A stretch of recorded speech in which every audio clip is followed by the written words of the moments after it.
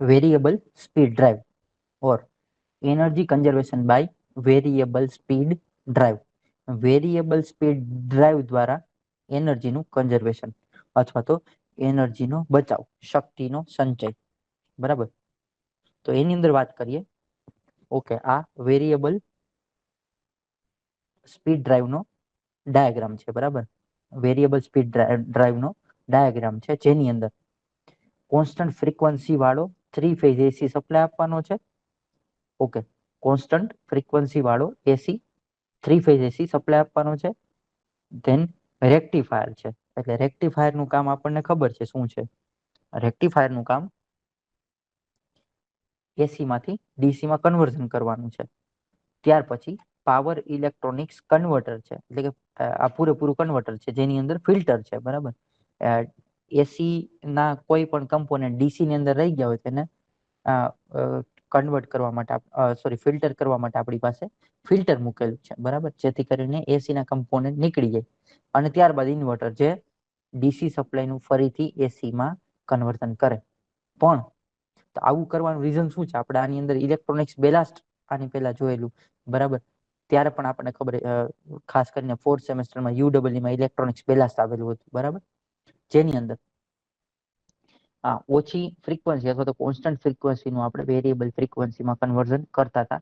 તો એના માટે આપણે વેરિયેબલ સ્પીડ ડ્રાઈવ, બરાબર, આવું કંઈક યુઝ કરીએ છીએ. શું છે પૂરેપૂરું જોઈએ આપણે. વેરિયેબલ સ્પીડ ડ્રાઈવ છે, એટલે કે વીએસડી ને વેરિયેબલ ફ્રીક્વન્સી ડ્રાઈવ પણ કહેવામાં આવે છે, વીએફડી પણ કહેવામાં આવે છે. બરાબર.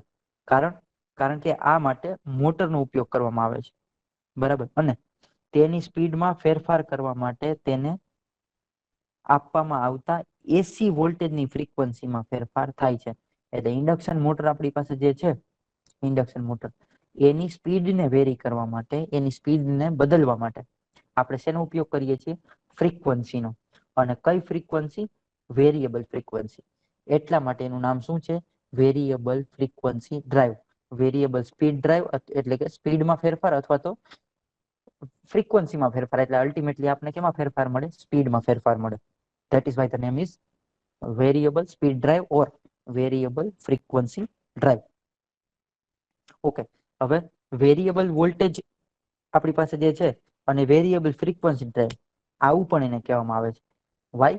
બીકોઝ વોલ્ટેજમાં પણ ફેરફાર થાય છે અને ફ્રીક્વન્સીમાં ફેરફાર થાય છે. ઓકે, એટલે VVVF એવું પણ કહેવામાં આવે. વેરિયેબલ વોલ્ટેજ, વેરિયેબલ ફ્રીક્વન્સી, આ તરીકે પણ એને ઓળખવામાં આવે છે. કારણ કે એની અંદર ફ્રીક્વન્સીમાં ફેરફારની સાથે સાથે મેં વાત કરી એમ વોલ્ટેજમાં પણ ફેરફાર થાય છે. જેથી V/F અથવા તો VF નો જે રેશિયો છે, કેવો રહે? કોન્સ્ટન્ટ રહે. ધેટ ઇઝ વાય V અને F નો રેશિયો કોન્સ્ટન્ટ, એક સરખો રહે, એના માટે એનો ઉપયોગ કરવામાં આવે છે. તો વેરિયેબલ સ્પીડ ડ્રાઈવ અથવા તો વેરિયેબલ ફ્રીક્વન્સી ડ્રાઈવ અથવા તો variable voltage, variable frequency drive આપણી પાસે છે. એના બ્લોક ડાયાગ્રામની હજુ એકવાર વાત કરી લે તો કોન્સ્ટન્ટ ફ્રીક્વન્સી વાળો 3 ફેઝ એસી સપ્લાય આપવામાં આવે છે. ઓકે, આની અંદર હવે 3 ફેઝ સપ્લાય તો આપી દીધો. કોને આપવામાં આવે છે? તો કે આપણે હકીકત ડાયરેક્ટ ઇન્ડક્શન મોટરને આપવો જોઈએ, પણ આપણે વેરિયેબલ સ્પીડ ડ્રાઈવ જોઈએ છીએ, તો વેરિયેબલ ફ્રીક્વન્સી જોઈએ છીએ, એટલા માટે પાવર ઇલેક્ટ્રોનિક્સ કન્વર્ટરનો ઉપયોગ કરવામાં આવે છે. આ કન્વર્ટરની અંદર 3 વસ્તુ છે. રેક્ટિફાયર, જે એસી સપ્લાયનું ડીસી સપ્લાયમાં કન્વર્ઝન કરશે. ત્યાર પછી ફિલ્ટર, જે ડીસી સપ્લાયની અંદર એસી ના કોઈ કમ્પોનેન્ટ રહી ગયા હોય તેને દૂર કરે છે. અને ત્યાર પછી ત્રીજી વસ્તુ આપણી પાસે છે વેરિયેબલ ઇન્વર્ટરનો આપણે યુઝ કરીએ છીએ. જે ડીસી સપ્લાય મારી પાસે આવેલો છે, ફિલ્ટર વાળો ડીસી સપ્લાય, એનો ફરીથી આપણે કેમાં ઉપયોગ કરીએ છીએ?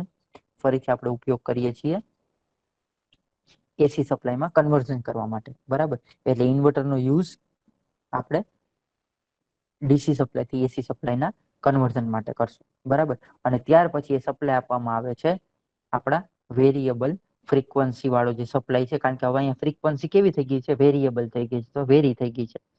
વાય? બીકોઝ પાછું આપણે ડીસી થી એસી માં કન્વર્ઝન કર્યું, એટલા માટે શું થઈ ગયું? વેરિયેબલ ફ્રીક્વન્સી થઈ ગઈ. અને કેને આપવામાં આવે છે? ઇન્ડક્શન મોટરને.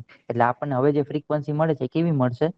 Variable frequency. જો વેરિયેબલ ફ્રીક્વન્સી મળશે તો આપણને સપ્લાય પણ કેવો મળશે?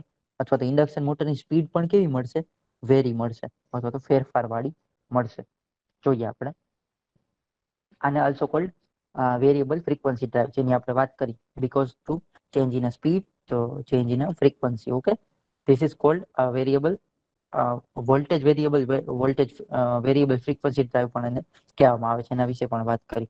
એના માટે રેશિયો જે આપણે છે વી અને એફ નો રેશિયો કેવો રહે, કોન્સ્ટન્ટ રહે, એટલા માટે. આગળ વાત કરીએ. ઓકે, સો પૂરેપૂરું કન્સ્ટ્રક્શન આ પ્રમાણે છે.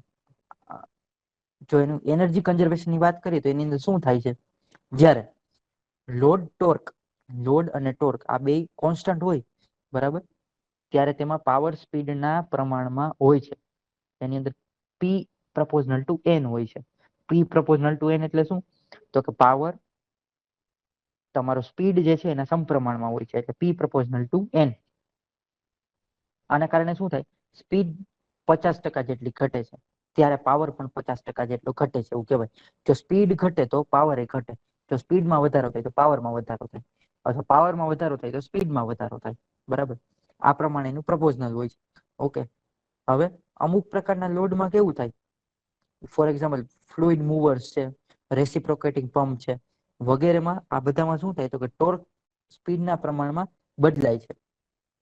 ટી પ્રપોઝનલ ટુ એન થઈ જાય, અને પાવર સ્પીડના પ્રમાણમાં અથવા વર્ગના પ્રમાણમાં બદલાય છે, એટલે કે પી પ્રપોઝનલ ટુ એન સ્ક્વેર. બરાબર, આ આપણે સમજીએ. બરાબર, ફરી એકવાર સમજીએ. ટોર્ક જે છે એ સ્પીડના પ્રમાણમાં ચેન્જ થાય, એટલે ટી પ્રપોઝનલ ટુ એન થાય, અને પાવર સ્પીડના વર્ગના પ્રમાણમાં બદલાય, અથવા તો બીજા શબ્દમાં કેવું હોય તો N proportional to P square, અથવા તો P proportional to N square, આવું કહી શકાય. આના કારણે શું થાય, સ્પીડ 50% સુધી ઘટે ને તો ટોર્ક પણ 50% સુધી ઘટે છે, પણ પાવર કેટલો ઘટી જાય, 25%, એનાથી ઓછો થઈ જાય.